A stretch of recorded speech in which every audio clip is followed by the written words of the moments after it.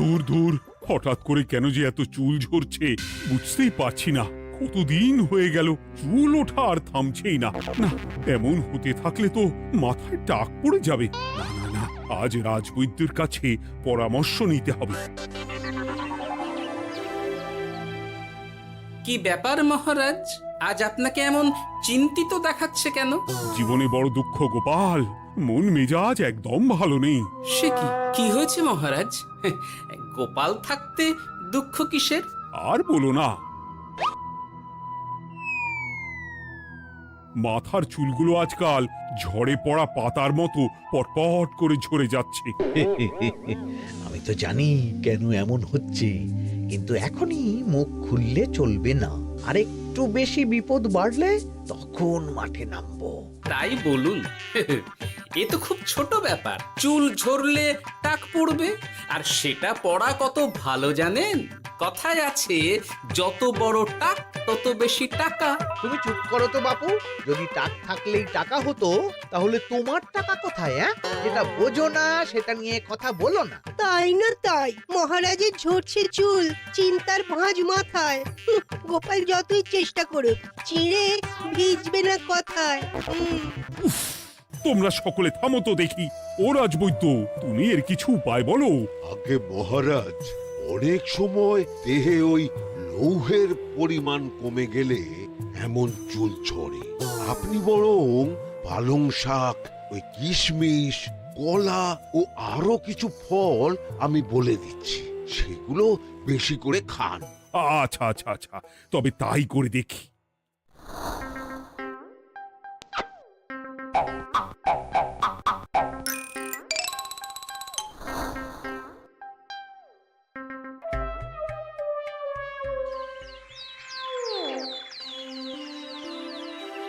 ও রাজবৈদ্য, তোমার কথা মতো শাক পাতা ফলমূল সবই তো খেলাম, চুল ঝরা বন্ধ তো হলোই না।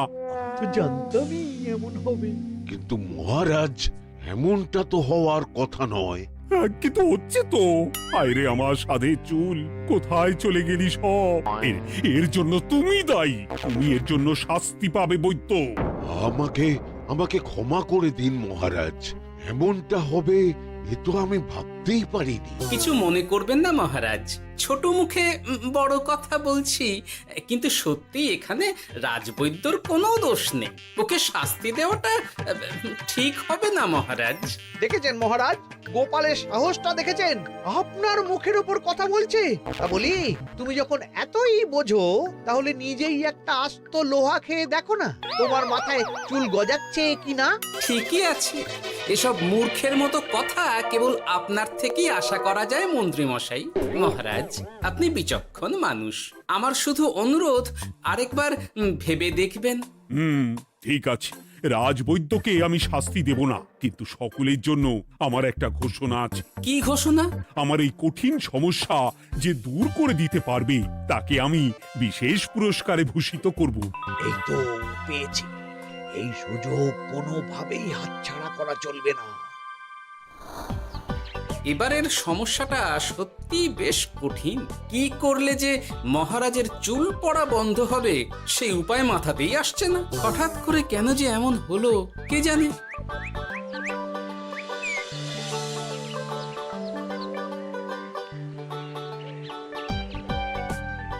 ও মা, তুমি এসে গেছো? একটু বসো, আমি তেলটা মেখেই হাত ধুয়ে খাবারটা বাড়ছি। হ্যাঁ, সে ঠিক আছে, কিন্তু তুমি কিসের তেল মাখছো এটা? কি আবার মাথার চুলের তেল?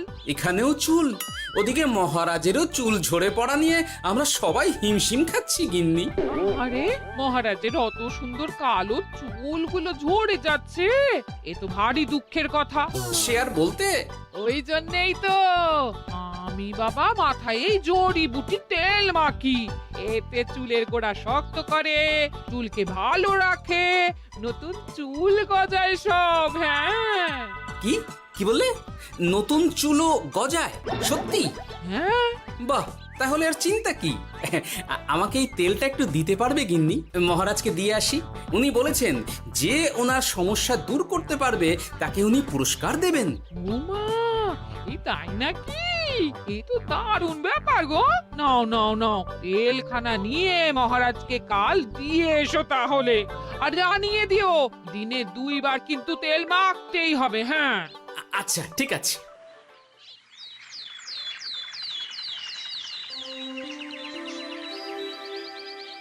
কোনো উপায় খুঁজে পেলে তোমরা?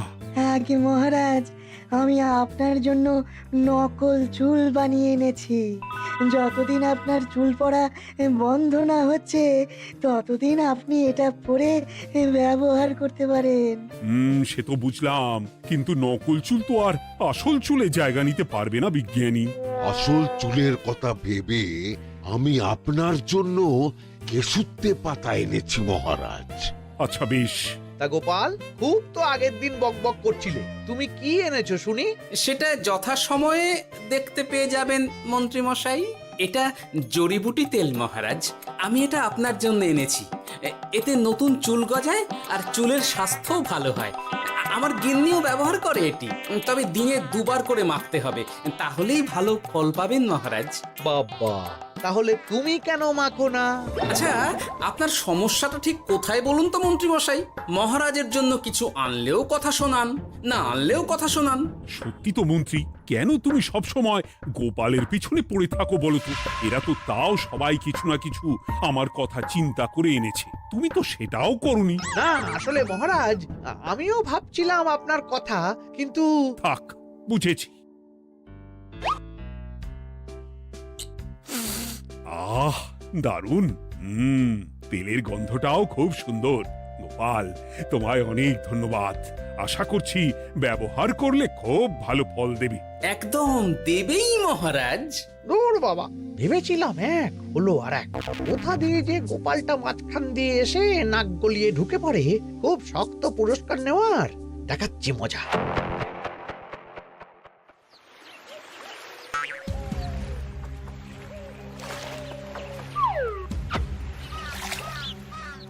এবারে গোপালের তেল দিয়েই সব কিছু তোলপাড় করব।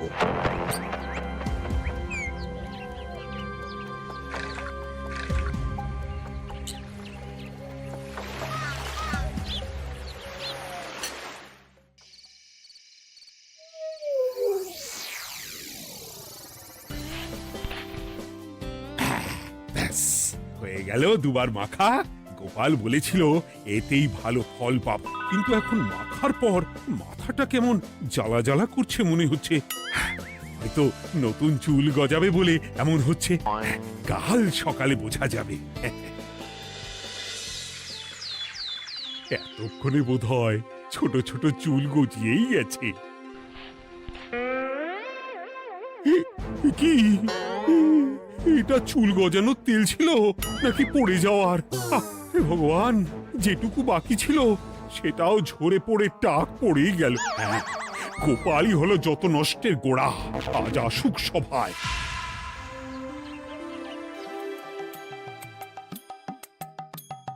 এই যে এখন এলেন উনি। ও কি মহারাজ, আপনি এমন কাপড় মাথায় জড়িয়ে বসে আছেন কেন? তুমি আর এমন প্রশ্ন জিজ্ঞাসা করো না গোপাল, তোমার দয়াতেই মহারাজের এমন অবস্থা। মানেটা আমি তোমায় দেখাচ্ছি, দাঁড়াও। এই যে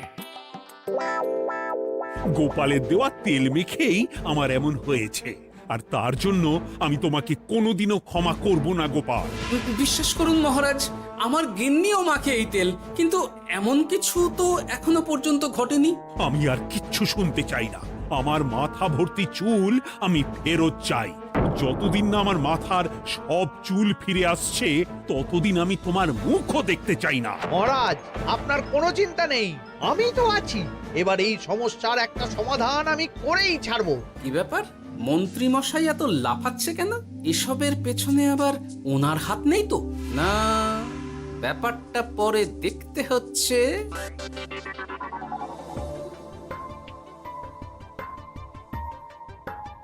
আমি বলি কি মহারাজ, এই সময়টা বরং আপনি নকল চুলটা মানে মানে পর চুলা ব্যবহার করুন। হ্যাঁ, অগত্যা, কিছু তো একটা গন্ডগোল আছেই। গিন্নিও তো রোজ মাথায় তেল মাখে, কই এমন তো হয় না। মন্ত্রী যদি কিছু করেও থাকে তাহলেও হাতে নাতে ধরবো কিভাবে? ও কি গো গোপাল দাদু, এখন এই সময় তুমি রাজসভা ছেড়ে এখানে? তোদের দাদু আর রাজসভায় যাবে না রে? কি বলছো গো? কেন? আর কেন, বিনা দোষে এমন শাস্তি। তোমায় শাস্তি দিয়েছে, তুমি শুধু বলো কে তোমার সাথে কি করেছে, বাকিটা আমরা বুঝে নিচ্ছি। আচ্ছা বলছি, কৃষ্ণনগরের মন্ত্রী মশাইয়ের বাড়িটা কোন দিকে একটু বলতে পারবেন? কৃষ্ণনগরে নতুন নাকি? আগে তো আপনাকে কখনো দেখেছি বলে মনে পড়ছে না। হ্যাঁ, আমি এখানে থাকি না, আমি এখানে আমার কাজে এসেছি, তাই মন্ত্রী মশাইয়ের বাড়ির ঠিকানাটা যদি একটু বলে দেন। নিশ্চয়ই, এ পথ দিয়ে সোজা চলে যান, তারপর কিছুটা ডান দিকে গেলেই পেয়ে যাবেন। আচ্ছা, অনেক ধন্যবাদ। ভিন গাঁয়ের লোক মন্ত্রী মশাইয়ের বাড়িতে, ব্যাপারটা বেশ সন্দেহজনক লাগছে। এই এই গুলটে ন্যাপলা, তোরা তোরা দুজন একটু আড়াল থেকে দেখতো লোকটা মন্ত্রী মশাইয়ের বাড়িতে ঠিক কি জন্য এসেছে, তারপর আমায় খবর দিস। ঠিক আছে গোপাল দাদু। তোমার আবার এখানে আসার কি দরকার ছিল? আমি তো বলেছি যে আমি ঠিক গিয়ে তোমার পাওনা গন্ডা মিটিয়ে দেবো। মিটিয়ে দেবে? কতদিন হয়ে গেছে জানেন? দেখো, হয় আমার কীটনাশক আর সার সব ফিরিয়ে দিন, নয়তো আমার জিনিসের দাম মিটিয়ে দিন। কীটনাশক, সার আর কি করে ফেরত দেবো বলো? ও তো সব পুকুরের জলে মিশে গেছে। ওসব আমি জানি না, আমার পাওনা গন্ডা মিটিয়ে দিন, ব্যাস। চল চল, এখনই তাহলে গোপাল দাদুকে গিয়ে সব জানাই। হ্যাঁ, চল চল। দাদু, ও গোপাল দাদু। তোরা এসে গেছিস? আয় আয় আয় আয় আয়। মন্ত্রী মশাইয়ের মুখ থেকে অনেক খবর পেলাম। তাই নাকি? কি শুনি?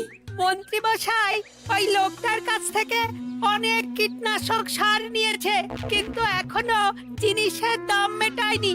হ্যাঁ, ওই জন্যই তো মন্ত্রী মশাইয়ের উপর লোকটা খুব লেগেছিল, হুমকিও দিয়েছে 1 সপ্তাহের মধ্যে জিনিসের দাম সব মিটিয়ে দিতে হবে।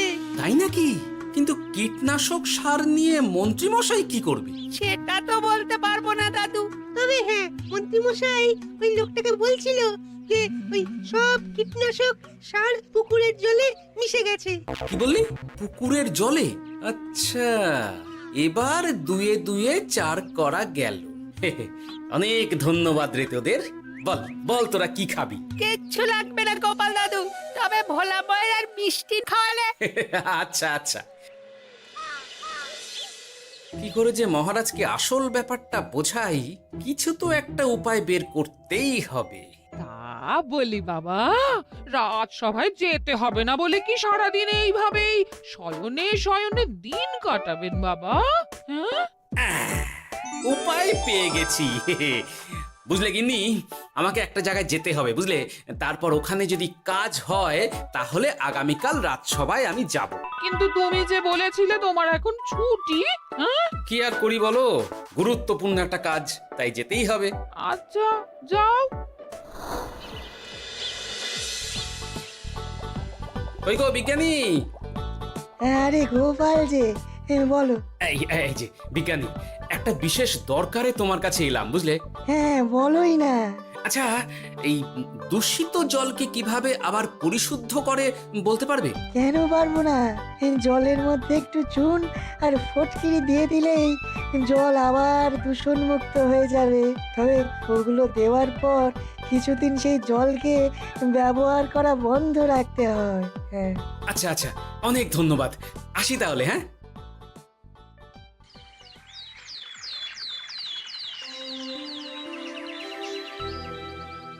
ছায়া পড়েছে, ছায়া পড়েছে, আমি বেশ বুঝতে পারছি তার ছায়া পড়েছে এখানে। কার ছায়া পড়েছে? আজকাল তোর মাথা থেকে অনেক চুল ঝরে পড়ছে, তাই না? আগে হ্যাঁ সাধু বাবা, আপনি একদম ঠিক কথা বলেছেন। ও বাবা, এই আবার কোথা থেকে উদয় হলো? আরে আমি একা গিয়ে সেই স্নানের পুকুর পরিদর্শন করতে চাই। যথা আজ্ঞা বাবা।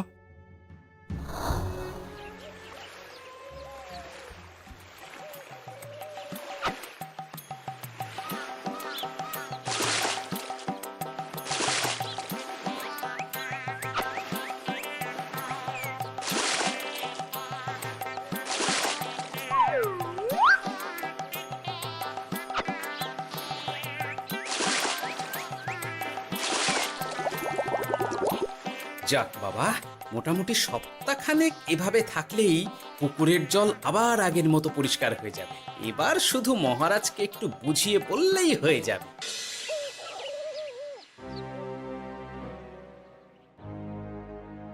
কি বুঝলেন সাধু বাবা? আমার অনুমানটাই ঠিক ছিল। পুকুরের জলে কালো ছায়া পড়েছে, কুদৃষ্টি পড়েছে, তাই এমন হচ্ছে। সে কি? কি কালো ছায়া? যত সব বাজে কথা।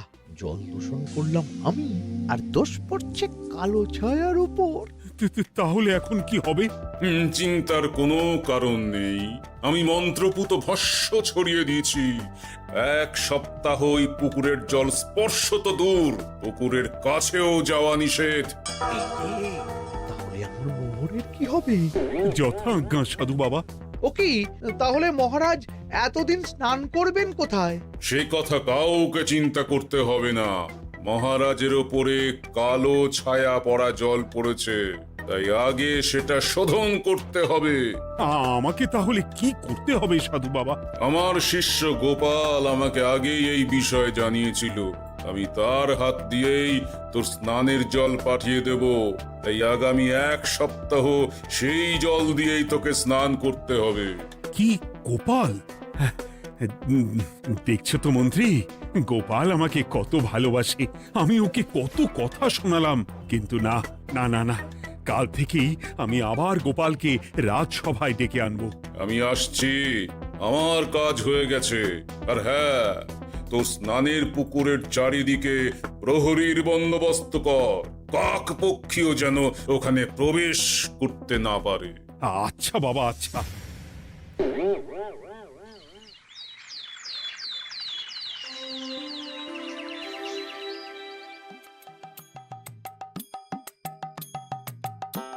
গোপাল, তোমাকে আবার এখানে দেখতে পেয়ে আমার খুব ভালো লাগছে। তোমার গুরুদেব গতকাল এসেছিলেন, কিছু মনে করো না।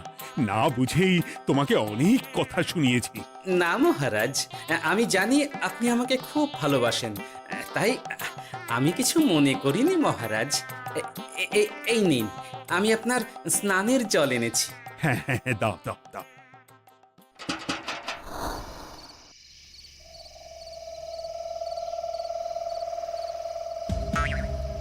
ও বাবা, পুকুরের কাছে যে গিয়ে দেখবো সে উপায় নেই। চারপাশে প্রহরীতে ভর্তি, তাহলে কি সত্যি সত্যি কালো ছায়া পড়েছে? ভালোই হলো, পাওনাদারকে বলে দেবো কীটনাশকটা জালি ছিল। হি হি।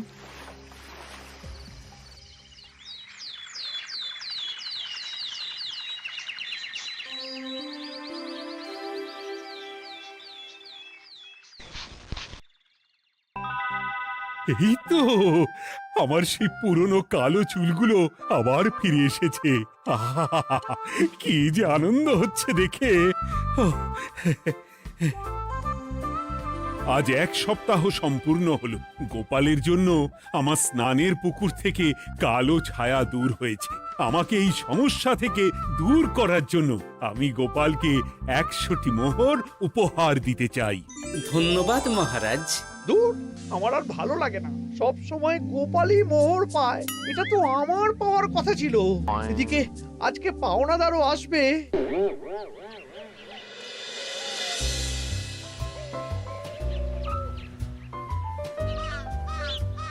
গোপাল দাদু, ওই লোকটা এসে গেছে। আচ্ছা, আসছি। এটা তো মন্ত্রীর বাড়ির দিকে রাস্তা। আমরা তাহলে ওদিকে কেন যাচ্ছি গোপাল? আপনার পুকুরের আসল রহস্যটা কি সেটা আপনি জানবেন না মহারাজ? মানে? নিজের চোখেই দেখুন, তাহলে বুঝতে পারবেন। আর একটু সময় দাও আমায় ভাই, এমনিতেও তোমার কীটনাশক কোনো কাজের নয়। কি এখন এসব কথা আর একদিনও সময় দিতে পারছি না। একটু বোঝো, একটু। সব আমি মহারাজের পুকুরের জলে মিশিয়ে দিয়েছি। মন্ত্রী, তুমি তাহলে সেই কালো ছায়া? মহারাজ, আপনার পর্দা ফাঁস হয়ে গেছে মন্ত্রী মশাই। তুমি তাহলে সবটা জানতে?